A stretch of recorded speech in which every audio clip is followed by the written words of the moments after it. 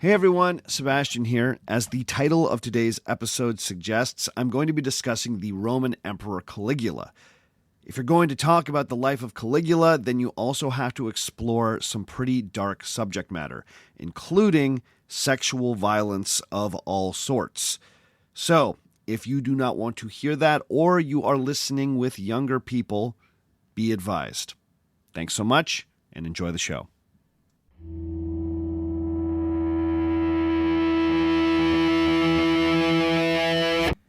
When was the last time you walked out of a movie? Have you ever done it? I'm not talking about abandoning something mediocre on whatever streamer you're using these days. That's easy. Everybody does that. No, I'm talking about making a plan, choosing something you think should be good, getting yourself to a cinema, paying the ticket price, sitting through like a half hour of ads and coming attractions, and then still, somewhere in the middle, deciding that you are not going to subject yourself to whatever is on the screen for one more second. Walking out of a film is a real statement. It's always been a real statement. But these days, with ticket prices being what they are, walking out is a downright political act. It takes some courage, or at least a real certainty that this experience is only going to get worse. I can't help but be fascinated by the movies that have prompted a walkout. I think you can learn a lot about a person by hearing the story of a movie that they abandoned. Because there had to be some reason that they were at that movie in the first place.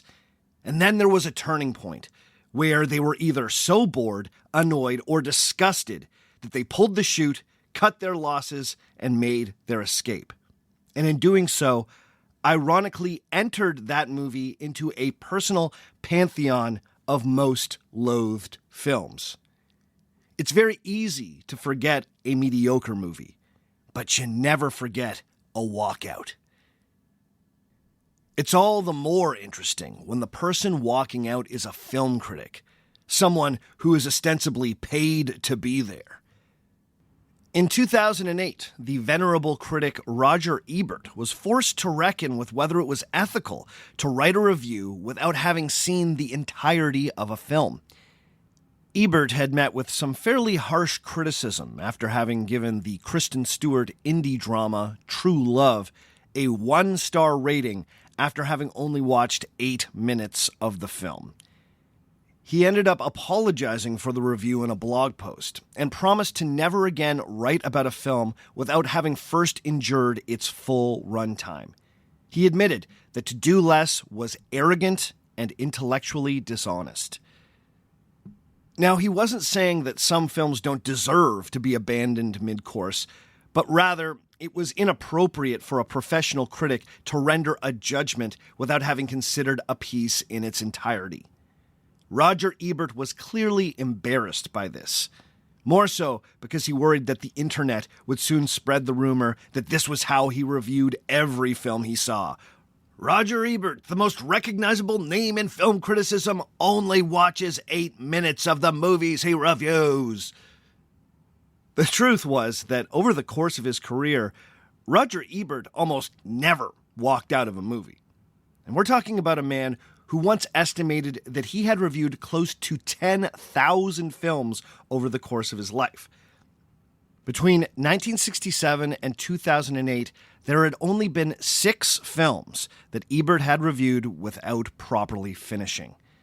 Now that's a minuscule number when you're talking about someone who consistently reviewed over 300 movies a year. For Roger Ebert to walk out of a film that he was being paid to see, it had to be truly beyond the pale. One of Roger Ebert's few ever walkouts occurred in 1980 at Chicago's Davis Theater. In his 0-star review of the film, Mr. Ebert pulled few punches. He wrote that this film was, quote, sickening, utterly worthless, shameful trash. If it's not the worst film I've ever seen, that makes it all the more shameful.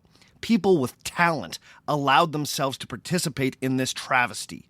Disgusted and unspeakably depressed, I walked out of the film after 2 hours of its 170-minute length.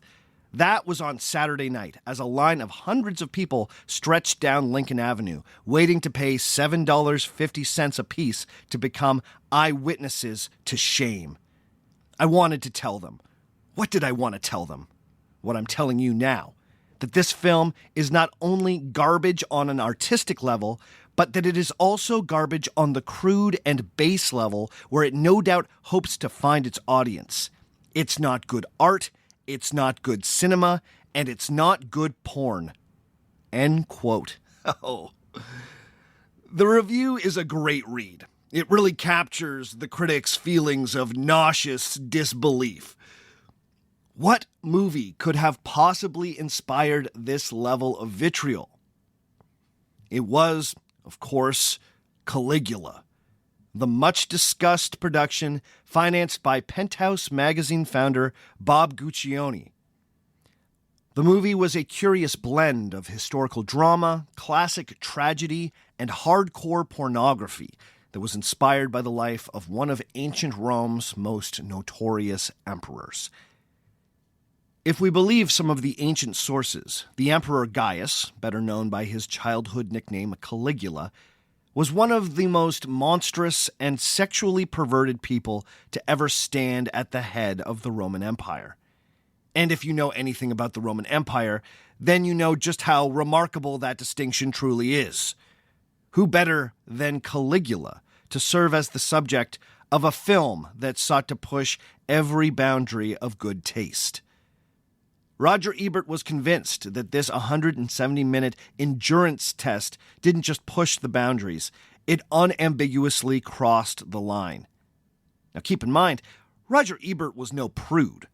In 1970, he wrote the sexy exploitation film Beyond the Valley of the Dolls, which was directed by Russ Meyer, the celebrated director of America's first ever X-rated film. He wasn't someone who was easily shocked, especially when it came to sexuality.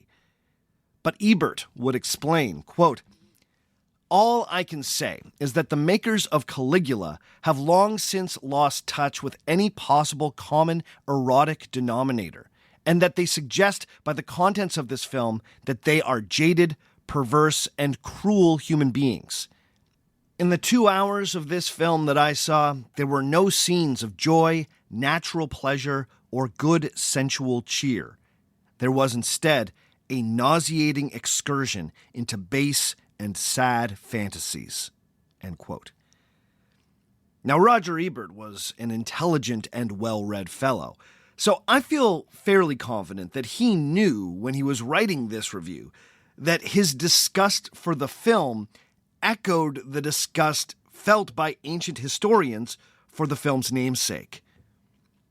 Indeed, many of Caligula's biographers would describe the emperor as a jaded, perverse, and cruel human being, whose reign was characterized by many nauseating excursions into base and sad fantasies. If these sources are to be believed, Caligula was nothing short of a madman who shamelessly indulged in incest and had a dark taste for sexual violence. He terrorized aristocratic men and women with constant threats of rape and humiliated many by making them watch as he violated their partners. Caligula thought nothing of murder and would have Romans of all classes killed on a whim. He mocked the old Roman republican institutions by appointing his horse as consul, the highest position a senator could hope to achieve. Some sources even tell us that in an act of deranged hubris, Caligula declared war on the ocean and paraded seashells through the streets of Rome as trophies of war plundered from the defeated god Neptune. This is just the start of a long list of outrages detailed by the 2nd century Roman historian Suetonius. His biography of Caligula in the book Lives of the 12 Caesars did much to entrench the young emperor's horrific reputation. Suetonius pulled no punches in his appraisal of the Emperor Gaius. After cataloging a short list of laudable acts that Caligula performed early on in his reign, Suetonius makes a hard pivot, telling his reader, quote, "So much for Caligula as emperor.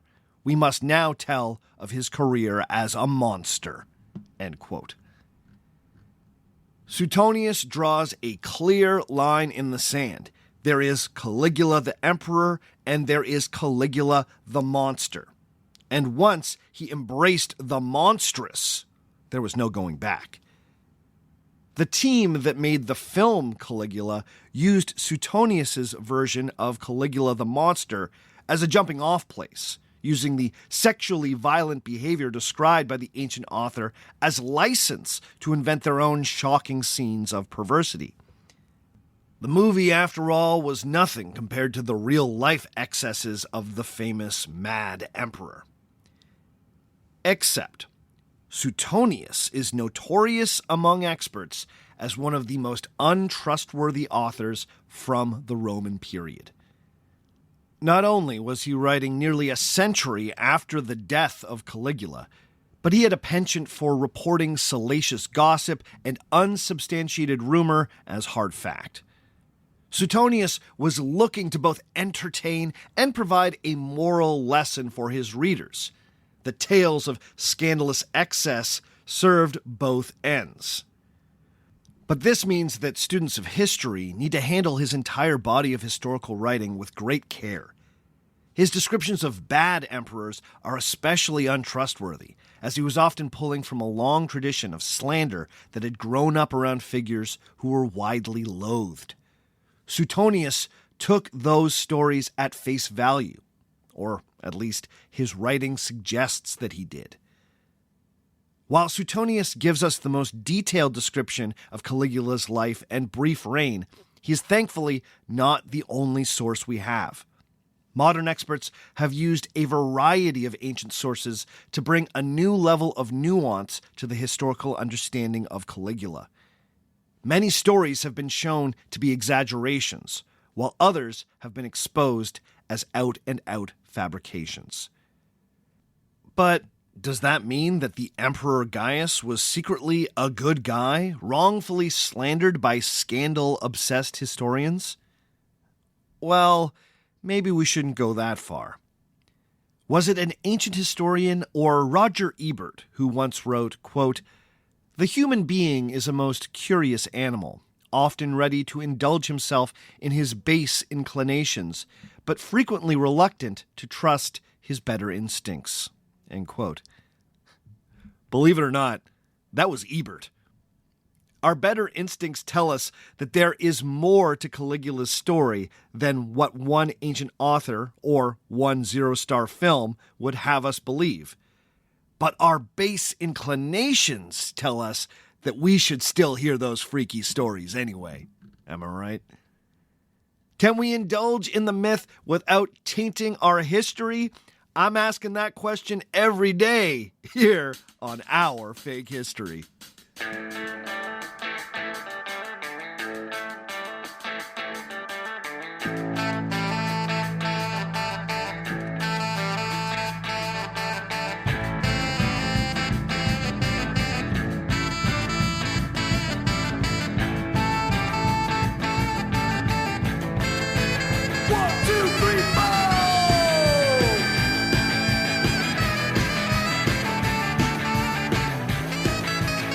Episode number 195, How Bad Was Caligula, Part 1.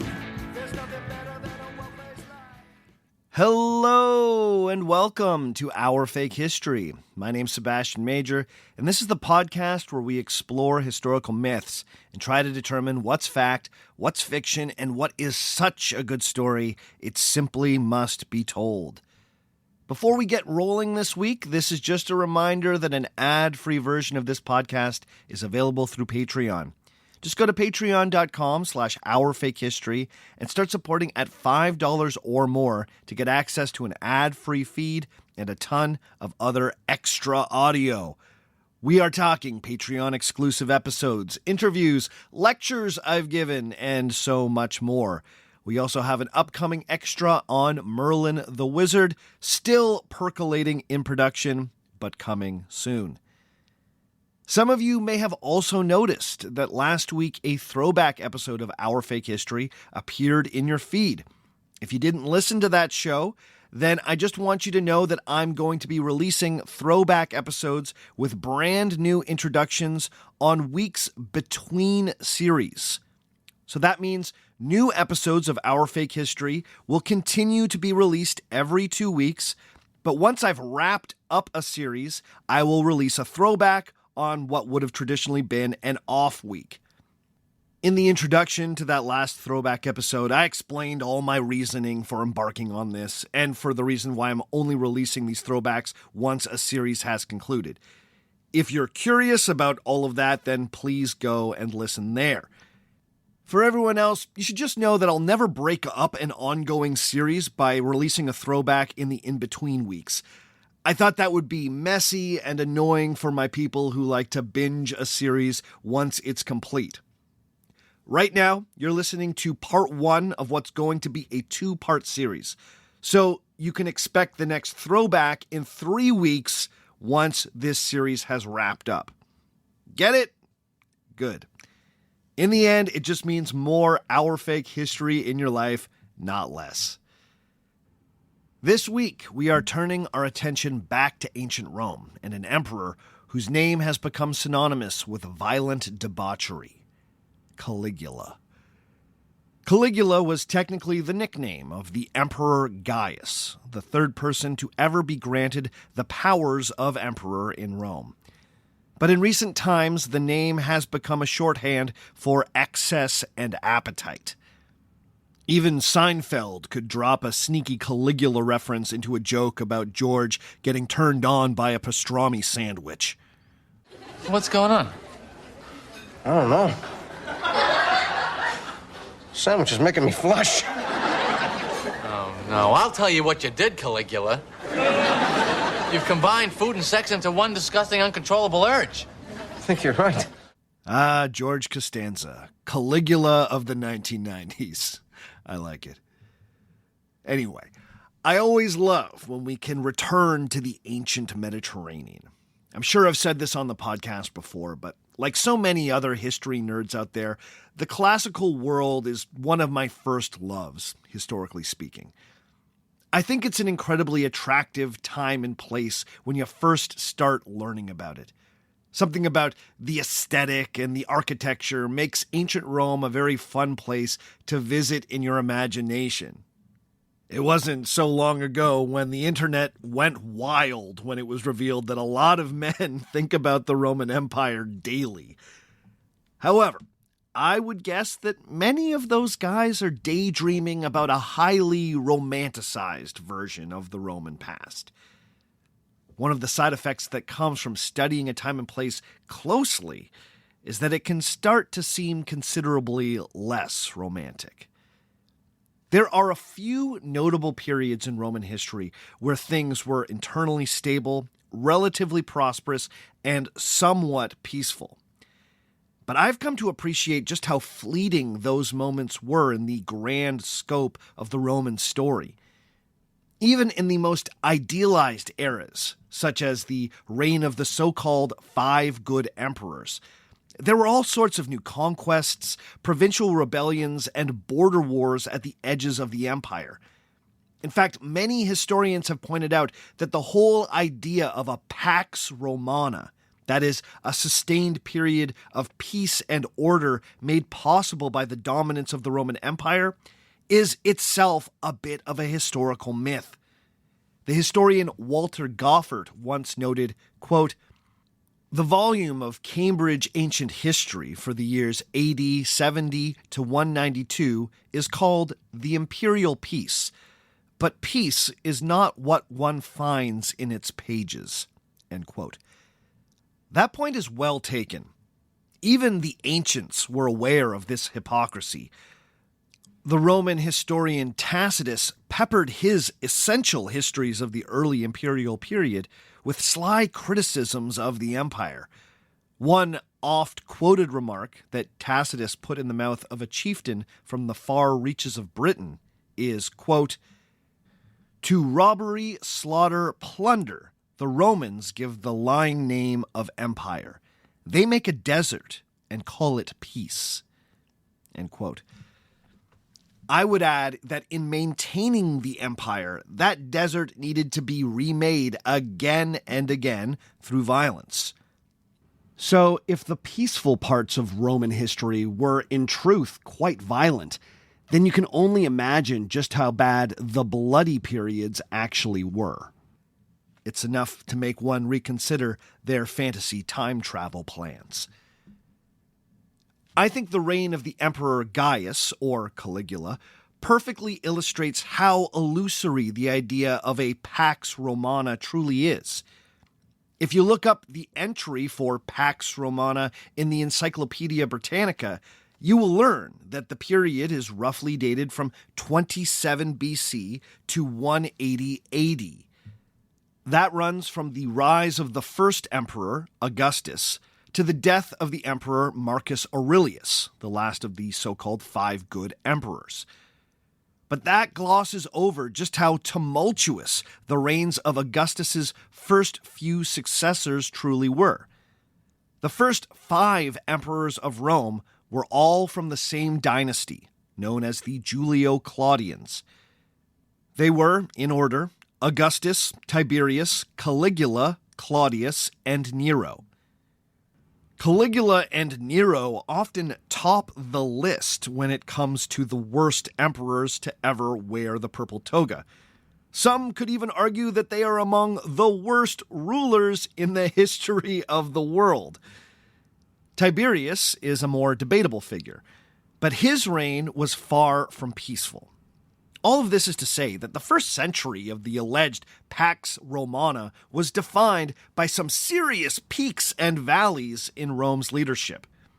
It's no surprise that the folks behind the Cambridge Ancient History collection hedged their bets by starting the so-called imperial peace in the year 70, well after the Julio-Claudians had left the scene. But perhaps we need to be a bit more cautious before we start blithely declaring an emperor from this period to be good or bad. For centuries, our sense of who these men were has been shaped by the writing of a handful of ancient historians whose work managed to survive into the modern era. If you're a fan of Our Fake History, you will recognize these names, as they've been recurring characters on this podcast. In fact, I've already referenced a couple on this very episode. We're talking about guys like Cassius Dio, Tacitus, Josephus, and Suetonius. Now, to be clear, these writers are not our only sources for this period, but they are the ones who produced long-form narrative histories. Now, all of these writers have their various strengths and weaknesses as sources. The general rule of thumb is the more often these sources agree on something, the more likely it is to be true. These writers were all producing their work at different times and in different political climates, but they were influenced by a common belief that history writing was meant to teach moral lessons. The reader wasn't supposed to simply learn about the happenings of the past. They were supposed to learn what it meant to be a good Roman and a virtuous human being.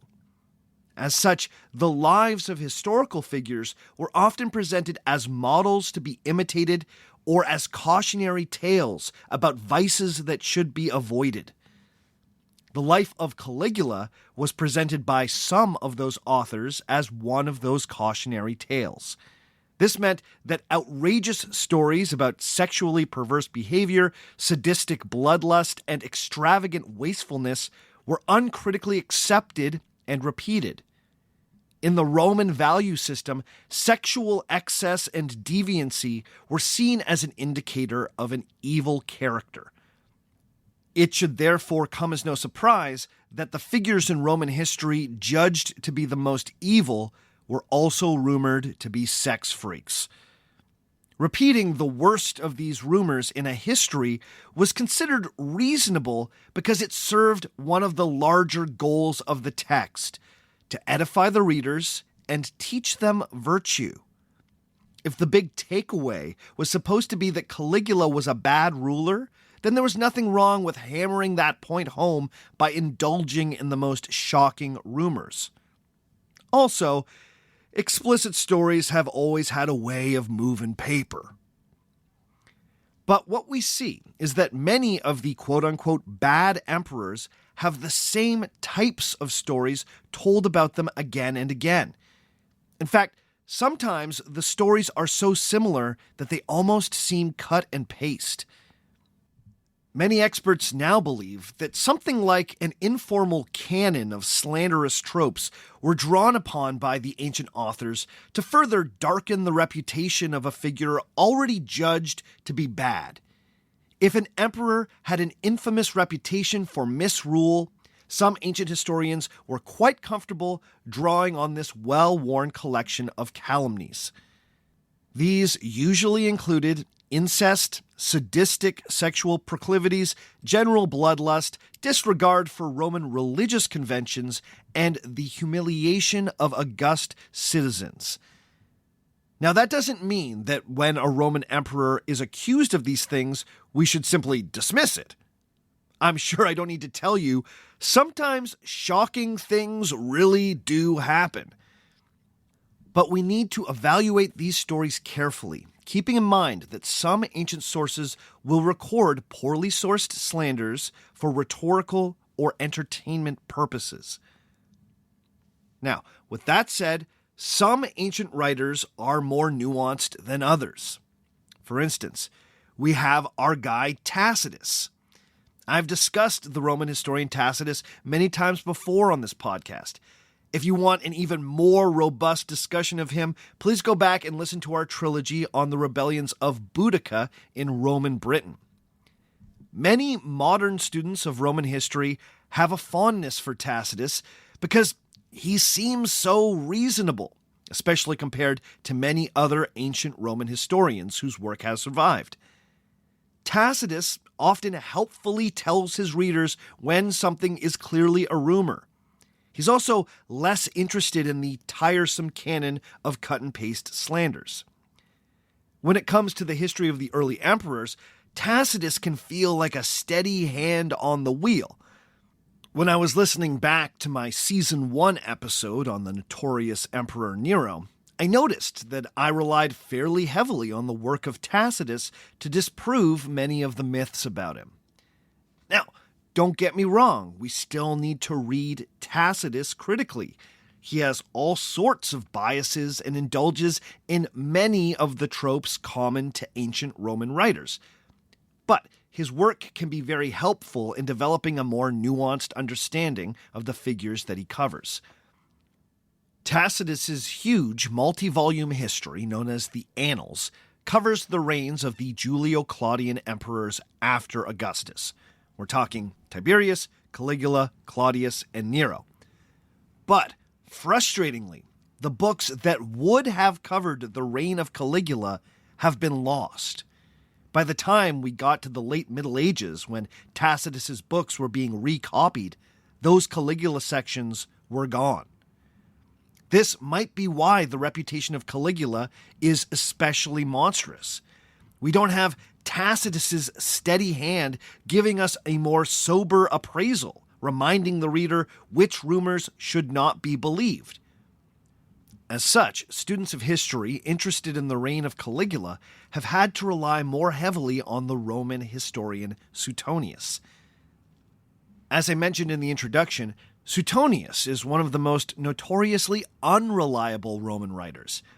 This is because he never met a salacious story he didn't like. If you're curious about the full, unabridged canon of slanderous tropes, well, look no further than the writing of Suetonius. In his Life of Caligula, Suetonius portrays the emperor as the worst kind of monster. In Suetonius, Caligula becomes the archetypal mad emperor, born bad and then further deranged by power.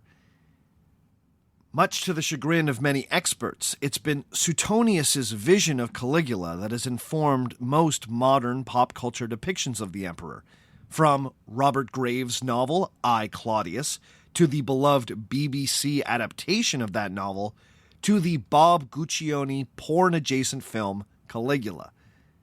So, as you might expect, experts writing about Caligula in recent years have done their utmost to promote a more grounded understanding of the Emperor Gaius.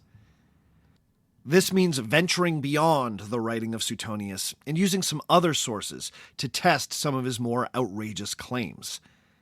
Hopefully, I will prove to be a competent guide through this historical myth minefield. Caligula had a famously short 4-year reign as emperor, so I think to properly understand it, we're going to need historical context. The rest of today's episode is going to give you that context and look at Caligula's early life. Then, in part 2, we will really dig into Caligula's years in power. So set your expectations accordingly. Let's begin with the dangerous world of imperial family politics that Caligula was born into.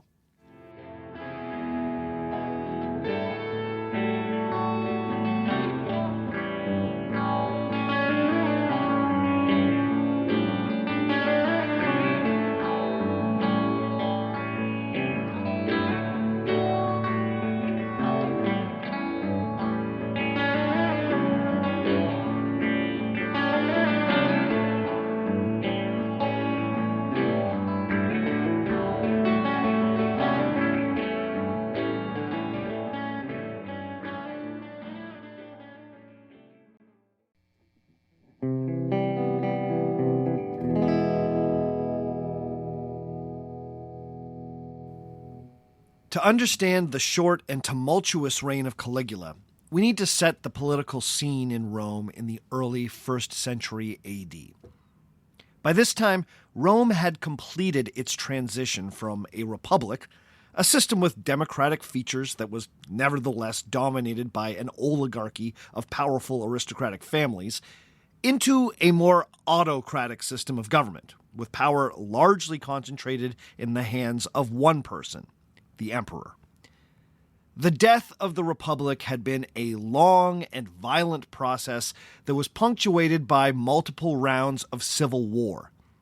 By the end of the final Roman-on-Roman conflict, the heir of Julius Caesar, Octavian, had emerged as the undisputed master of the Roman world. This was the culmination of a multi-generational struggle where many contenders had sought to push aside Rome's tradition of shared power among the senatorial elites. Long before Octavian vanquished the last of his rivals, it had become clear to many Romans that their society was heading towards an autocracy. The question had long since stopped being, will the old Republican order survive, and had become, who will emerge as the top warlord? But being top man in a society like ancient Rome was a famously delicate thing.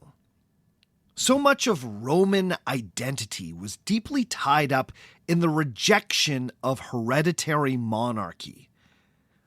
One of the most cherished Roman foundation myths had to do with the righteous expulsion of their final king, a man named Tarquin the Proud.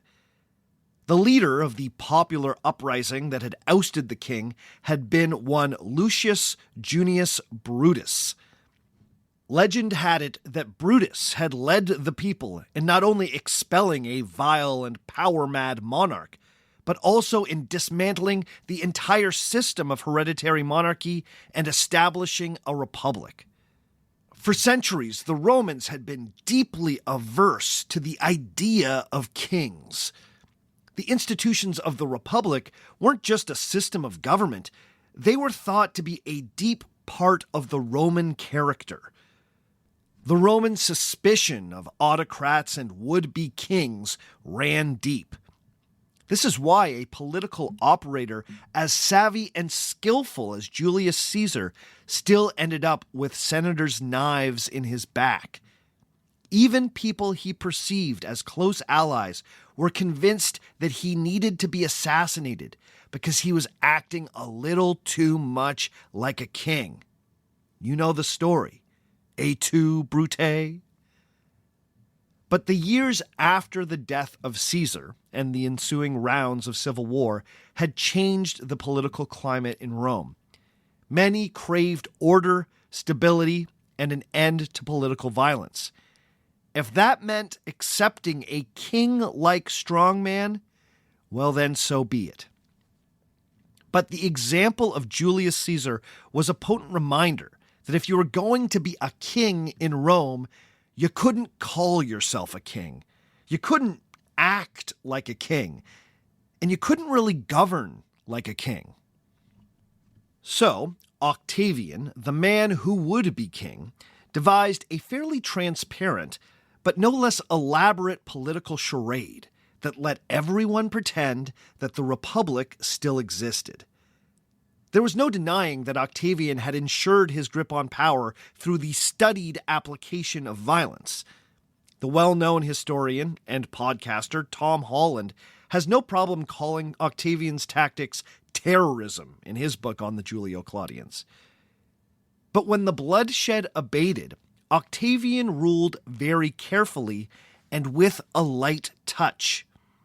In this new system, all the old institutions of the Republic were kept. He did not abolish the Senate. On the contrary, the pageantry of his reign would give the impression that all of his power came directly from the Senate. There was no official office of emperor in this system.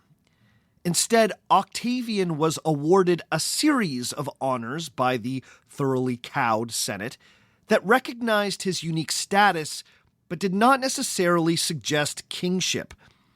They gave him the title princeps, which was actually a very old designation that simply meant first man of the Senate. They then granted the princeps personal dominion over a significant number of Rome's provinces, but not all of the provinces. This essentially guaranteed that the emperor would always have personal control of enough legions that no other ambitious military commander could ever challenge his supremacy. But the Senate still had direct control of some provinces, which could suggest that maybe they were still important. The Senate lauded Octavian with all sorts of other honorifics, calling him the father of his country.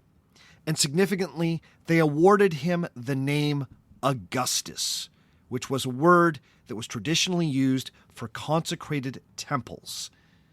Augustus suggested that he was something holy, but don't call him a king. But what about this title, emperor? Well, turns out that's just a convention of English language history writing. The English word, emperor, comes from the Latin imperator. In Rome, that term was reserved for victorious generals. One was usually hailed imperator by their troops when they were in the field. If you won a great victory, your troops would sometimes go nuts and call you imperator. Octavian, call me Augustus, was most certainly given this title by his troops in the field. But interestingly, even after the establishment of Augustus as princeps, other men were still occasionally hailed as imperator if they won a great military victory. It took a few decades of Augustan rule before that particular honor became reserved specifically for the princeps. In other words, it took a while for the emperor to really be the emperor.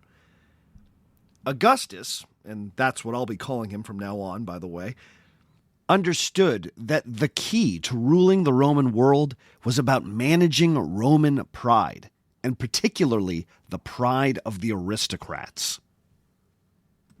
Ambition was a huge part of the Roman cultural character, so it was essential that these ambitious young men from rich and powerful families still be allowed to compete for magistracies and other positions that really meant a lot when the Republic truly was the Republic.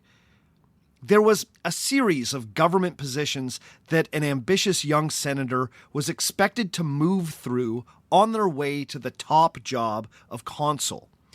This was known as the cursus honorum. The higher you rose on the cursus honorum, the greater prestige it gave you and your family. Roman families would loudly brag about ancestors who had held these government positions. Augustus's system was all about preserving the cursus honorum. The princeps did not always have to act as the consul. He did sometimes, well, actually pretty often, but not always. This meant that the aristocrats could still play their game. Augustus sat at the top of this system in a weird, informal, super powerful position that no one else could technically strive to because it wasn't really a stop on the cursus honorum. In his book, Tom Holland compares the ambitious senators to ferocious predators roaming around a carefully constructed zoo, meant to resemble their natural habitat. I really like that metaphor. Augustus's great talent was that he could get the Senate to do exactly what he wanted, but he did it in a way that didn't humiliate them. In fact, over the course of the political play acting, it would look like all of Augustus's wishes had actually been some senator's idea in the first place. The historian Alois Winterling, whose book on Caligula has been an essential source for this series, sums it up like this, quote, "Fundamentally, Augustus's grip on success came not from policy, but from his personal ability to master the paradoxical demands in communicating with the aristocracy, ruling without giving orders, wielding power without appearing to do so." End quote. Augustus is often praised for this subtle style of leadership. But some have argued, and I am inclined to agree, that he created a system that was incredibly hard for anyone but him to operate. It's like Augustus built this very cool, very attractive, custom muscle car, and then he dies. All the relatives really want that cool machine, but no one can really drive it like the old man. Some people are kind of afraid to try, so they attempt to just keep the thing in the garage. But you can't do that, because if you don't use it, then one of your other relatives is bound to steal it from you. Sometimes someone who's really not ready for it gets a hold of the car and wonders why nobody's been racing the thing, because my God, this baby is built for speed. Then before you know it, the joyride has ended with the thing upside down in a ditch. In the end, only your weird Uncle Claudius can get the thing really humming, but you're not going to let Claudius have the car. Anyway, I'm getting ahead of myself here, so I kind of fell in love with my own metaphor there. The point is that passing on the package of honors that made Augustus the top man was a particularly delicate thing. When the powers of Augustus were passed on to an heir, that really tested the acting skills of the Senate. Remember, this wasn't supposed to be a hereditary monarchy. But here the Romans were, anointing Tiberius, Augustus's son, well, technically a stepson who he adopted, as the new princeps.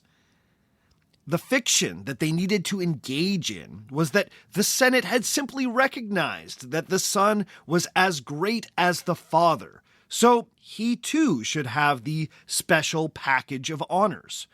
We're not giving it to you because you're the son of the king, the princeps.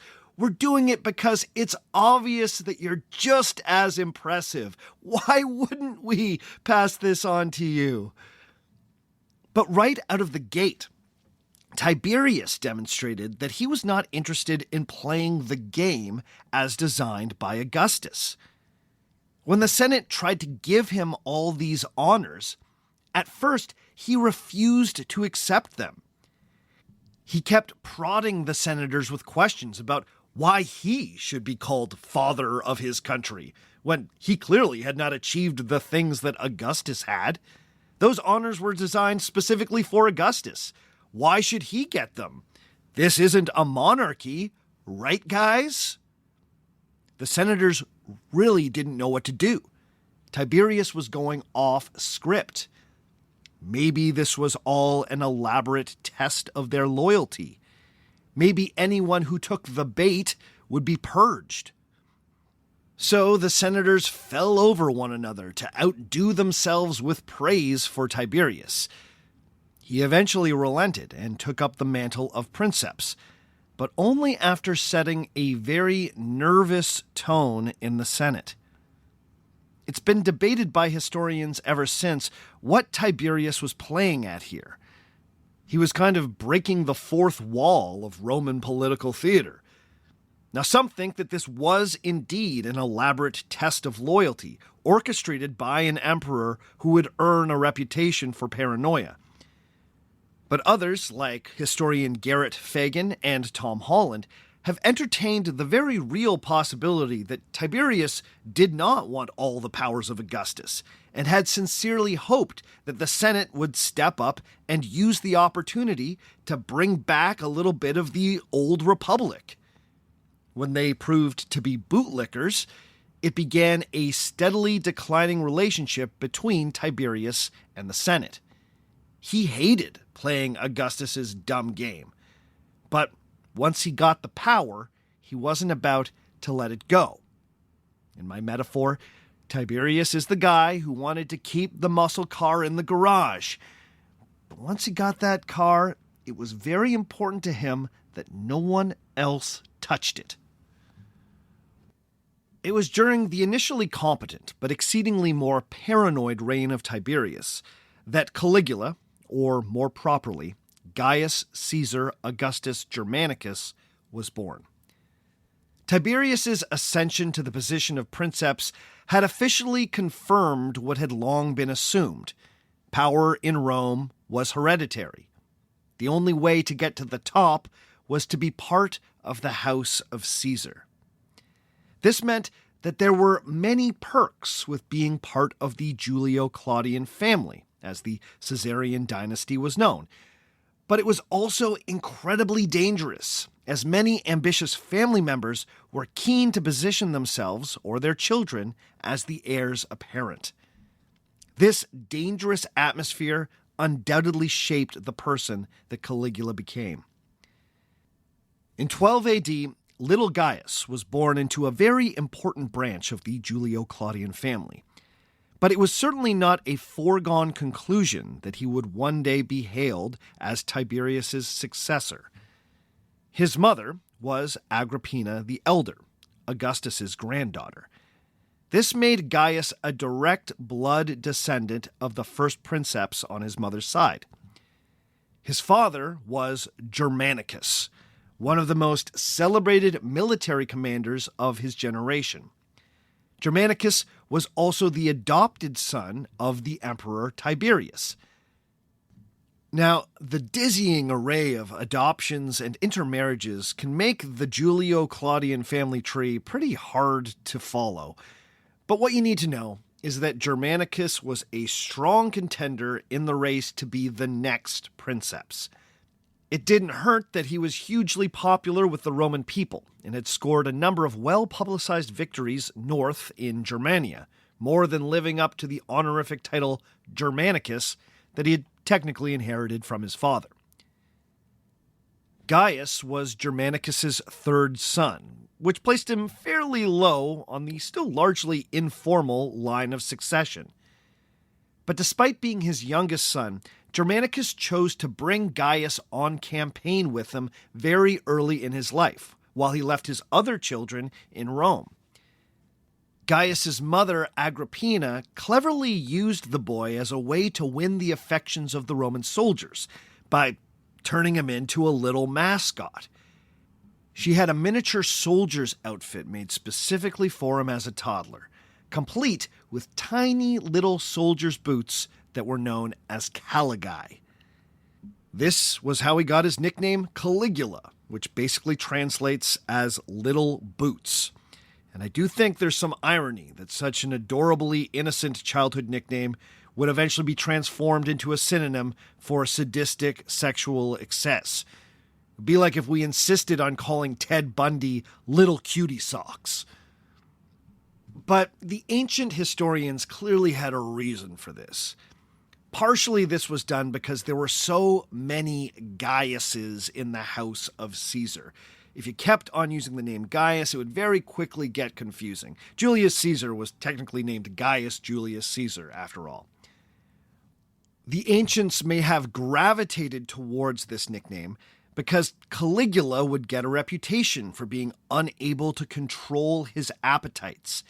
This would have struck the Romans as childlike and unmanly.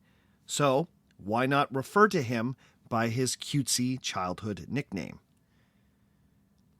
But right off the hop, Caligula was being used by his family as a pawn in the game of power politics. We're told that when Augustus died, in a fit of enthusiasm, Germanicus's troops declared him to be the new emperor.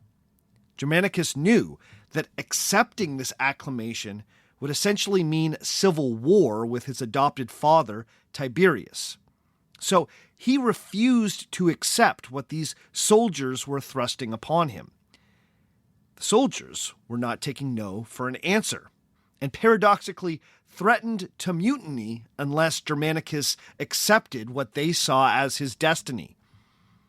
According to one story, Germanicus was only able to regain control of the situation after he shamed the soldiers by telling them that their unruly behavior had forced him to send Agrippina and little Caligula away from camp for their own safety. Apparently, this worked. And honestly, I find this a little hard to believe, but we're told that the soldiers were so ashamed that they made their camp unfit for little Caligula that they dropped the whole thing. I'm not sure. That's the story we get. But despite the fact that Germanicus effusively demonstrated his loyalty to Tiberius, this episode got many wondering whether or not the popular general was plotting for the top job. The rumor was that Tiberius was worried about Germanicus, and so Tiberius started plotting himself. It would not be long before Germanicus was dead, allegedly dispatched by poison. Was the emperor secretly behind this? Well, let's take a quick break, and when we come back, we'll examine how the sudden death of Germanicus made the young Caligula.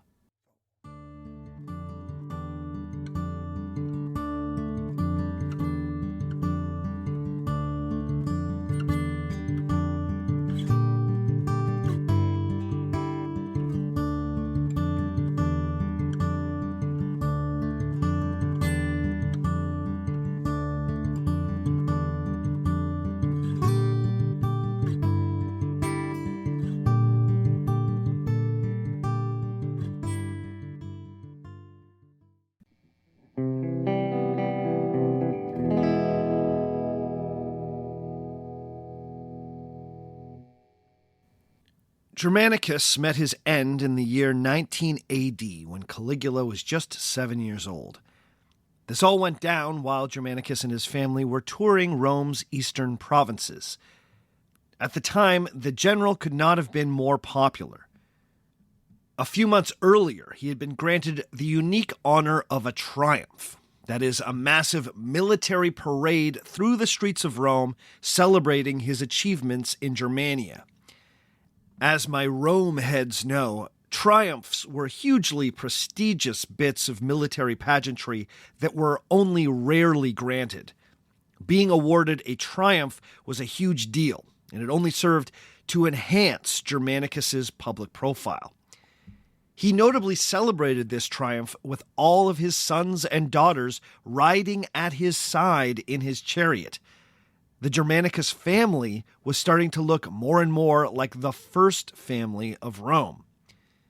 Then, barely a year later, Germanicus was dead. He had been sent on an important mission to reorganize the governmental affairs in the wealthy eastern provinces. This tour took them through Asia Minor, which is today modern Turkey, Egypt, and Syria. But while in Syria, Germanicus suddenly fell ill. On this tour, he had come into conflict with the governor of Syria, a man named Gnaeus Calpurnius Piso. The two were quarreling openly when Germanicus got sick. As Rome's most popular man lay dying, he pointedly accused Piso of poisoning him. According to the ancient authors, a rumor quickly spread that the true instigator of the plot had been the Emperor Tiberius himself. Now, was this true? Well, if you ask Suetonius, it was totally true. In his version of events, Tiberius was jealous of Germanicus and deeply paranoid. Since Suetonius loves the juiciest version of any story, he feels fairly confident that Tiberius did it. Tacitus, on the other hand, isn't quite so sure. He reports that there was a rumor that Tiberius had been behind the plot, but he also notes that Tiberius made a very convincing show of being outraged with Governor Piso. Piso was eventually tried and executed for treason. So it's far from clear that the emperor had anything to do with the death of Germanicus. In fact, many modern experts are quick to point out that the ancient sources don't provide much evidence that Germanicus was poisoned at all. Some, like historian Garrett Fagan, think it's possible that Germanicus died from a completely unrelated illness. But suspicion fell on Piso because of their obvious enmity. I think at least part of the reason that many historians, ancient or otherwise, are willing to entertain the idea of a plot against Germanicus has to do with the fate of his two oldest sons and his wife, Agrippina. Even with Germanicus gone, his family remained extremely popular, which made them targets. You see, as the years went on, Tiberius became more cynical about and disinterested in Roman politics. It was clearly something he never enjoyed, but as he aged, his patience for what he saw as the meaningless striving of Roman aristocrats completely wore out. So he packed himself off to Campania, the region around the city of Naples. This was a popular relaxation spot for wealthy Romans. Eventually, he took his seclusion all the way to Capri, the beautiful Mediterranean island a short sail from Naples.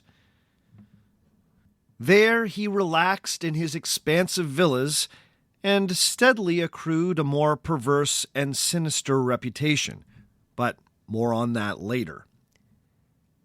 Back in Rome, much of the administration was delegated to the Praetorian Prefect, that is, the head of the emperor's personal bodyguard, known as the Praetorian Guard. This was a man named Sejanus, and to use a totally out-of-fashion Game of Thrones reference, Sejanus eventually became something like the hand of the king. He was basically the only person the emperor trusted. And with Tiberius on Capri, Sejanus was soon wielding power in Rome like he was the emperor. After a few years of this, Sejanus started to think that maybe he could become the emperor, or at least Tiberius's heir apparent. But to do that, he needed to eliminate anyone who might stand in his way. Significantly for our story, this included the family of Germanicus. Now, the full story of the rise and fall of Sejanus, the ambitious Praetorian prefect, is a long and twisty one. It's a rabbit hole that we could very easily get lost in if we're not careful. So, forgive me if I keep this brief. Just know that there's more to this story if you want to go digging. But here's what you need to know. One of Sejanus's tactics on his quest to secure power was to convince the emperor that there were conspiracies against him everywhere in Rome, and that only he, Sejanus, could root them out. This led to the denunciation and execution of many prominent Romans. Eventually, Sejanus turned his attention to Agrippina the Elder, Caligula's mother, and Caligula's two older brothers, Nero and Drusus. Sejanus whispered in Tiberius's ear that Agrippina was building a political faction around her family, and soon she would move against the emperor and install her oldest son as the new princeps. Now, interestingly, Tacitus, our more reasonable source, thinks there may have been some truth to the rumor that Agrippina was plotting to hasten her son's rise to the top. But what's clear is that Sejanus seized on the rumor, personally denounced Agrippina to Tiberius, and had her and her oldest son Nero arrested and then banished. Both would end up dying in prison, likely starved to death or killed by their guards. Not long after, Caligula's second older brother, Drusus, was also accused of plotting against Tiberius and met the same fate as his mother and older brother. Now, it's possible that Sejanus may have continued his purge of the family and may have ultimately eliminated Caligula, the last of Germanicus' sons. But in the year 31, the Praetorian prefect experienced a swift and ultimately deadly fall from power. The details on how and why this happened are a little unclear. This section of Tacitus is one of the missing parts. But it seems that Tiberius became convinced that Sejanus had been the real threat all along. His most trusted consigliere was actually a plotting backstabber. How and why he came to this conclusion is still shrouded in some mystery. But this change of heart was obviously a huge deal. Sejanus was denounced, tried, and then executed much in the same way as many of his victims. Now, I debated whether I should get into any of this because it's so easy to get lost in the weeds of the plots and counterplots of the early imperial period. But it's worth understanding the broad strokes of this because it was this paranoid atmosphere in which Caligula grew up. I think it's important to know that his mother, two older brothers, and quite possibly his father were all killed in the Roman game of power politics. That's the kind of thing that could affect your outlook on the world. When Sejanus was finally executed, Caligula was 19 years old. He had spent most of his teenage years living with powerful female relatives, along with his sisters Agrippina the Younger, Drusilla, and Livilia. This brings us to one of the most repeated, scandalous rumors about Caligula. According to Suetonius, it was around this time that Caligula first engaged in incest with his sisters. We're told that he had a particular obsession with his sister Drusilla. Suetonius writes, quote, Caligula is believed to have violated Drusilla when he was still a minor, and even to have been caught lying with her by his grandmother Antonia, at whose house they were brought up in. End quote. Suetonius then goes on to explain that once Caligula had become emperor, he continued to abuse his sisters by pimping them out to his court favorites. This would have been as shocking to Suetonius's Roman readers in the 2nd century as it is to us now. Marriages between first cousins were fairly common and uncontroversial, especially among the Julio-Claudians. But incest between siblings was a very serious taboo. In fact, some experts believe that to the Romans, Caligula's incestuous relationships would have been understood as among the worst of his many outrageous acts. But here's the thing. These stories are almost certainly not true. The historian Alois Winterling is so emphatic that these are historical myths that he goes out of his way in the introduction to his biography of Caligula to kill these rumors. He calls the talk of incest, quote, misinformation, its hollowness easily proved, end quote. Winterling points out that the earliest surviving source that includes these accusations is Suetonius, who I will remind you was writing nearly 100 years after the fact. We have to ask, has any writing about Caligula from the emperor's lifetime survived? Turns out the answer is yes. The Roman philosopher Seneca and the Jewish thinker Philo of Alexandria were contemporaries of Caligula who wrote about the emperor at length. They were both unsympathetic critics of the princeps, but they never once mention rumors of incest. Winterling is confident that these two noted Caligula haters, quote, would have hardly failed to mention such a charge had it been in circulation then, end quote. Further, Tacitus doesn't mention it either. Now, remember, we are missing Tacitus's books that would have covered the reign of Caligula. But in the books that we do have, he talks at length about all the rumors that went around about Caligula's sister, Agrippina the Younger. Tacitus is even willing to consider the possibility that Agrippina may have attempted incest with her own son, the future Emperor Nero. But not once does he mention rumors about her and her brother Caligula. If those rumors were around, you would think that he would mention them. Therefore, it seems likely that these rumors were invented sometime after Caligula's death, and only Suetonius felt like they were worth recording. So, one of the most notorious stories about Caligula is likely a historical myth. After the fall of Sejanus, the Emperor Tiberius started to warm cautiously to the family of Germanicus. The teenage Caligula was now a potential heir, with a strong emphasis on potential. With that in mind, Tiberius decided to keep the young man close, so Caligula was summoned to Capri. If we believe our most scandalous sources, by the time Caligula arrived, the island getaway had become a monument to hedonism. Away from the prying eyes of Rome, Tiberius had allowed himself to indulge in every form of debauchery he could imagine. If Caligula was not already corrupted, a few years on Tiberius's Capri may have given him a taste for the obscene.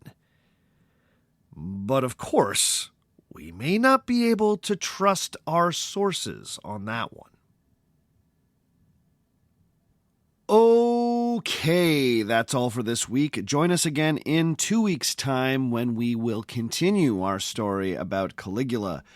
Before we go this week, I need to give a shout out to the following people. Big ups to Lucius Colbanus Cotta, to Victoria McLowan, to Will Spencer, to John Martin, to Elizabeth K. Joseph, to Ali Crossan, to Mindy Lou Who, to Dylan Van Vo, to Mary Brassard, to Christian Campo, to John Hunter, to Ward Van Roy, to Ian Goodfellow, to Ilana Goldberg, and a very special shout out to Porkchop D. Clown. Keep doing that good work, Porkchop. I'm with you. And before I forget, I also need to give a very special thank you to Dr. Kristen Francine from Concordia University.